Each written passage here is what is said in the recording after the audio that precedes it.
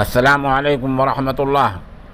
سامعین، 5 محرم الحرام کی تاریخ شروع ہو چکی ہے، 3 اگست ہے۔ سوشل انڈیا نیوز میں آپ کا خیر مقدم ہے۔ خبر کا عنوان ہے خانہ کعبہ کے آس پاس کی رکاوٹیں ہٹا دی گئی ہیں۔ خبر تھوڑی تفصیل سے سنیے۔ آپ کو پتہ ہی ہے کہ 2020 میں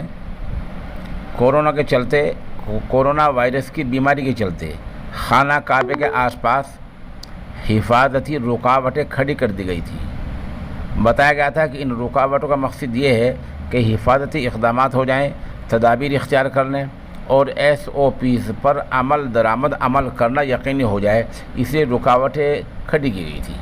اب یہ تمام رکاوٹیں ہٹا دی گئی ہیں۔ وہاں کے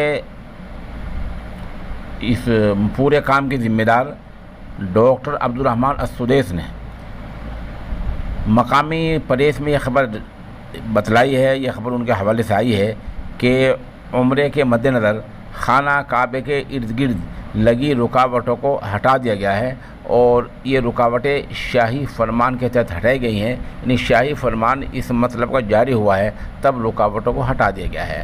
اب جو وہاں کے اس علاقے میں جو اس جگہ پر جو متبرک بابرکت مقام ہے، حتیم ہے، حجر اسود ہے اور خود خانہ کعبہ کا طواف ہے اور بوسہ لینا ہے، 2 رکعت کی نفل پڑھنا ہے، تو رکاوٹیں ہٹا دی گئی ہیں۔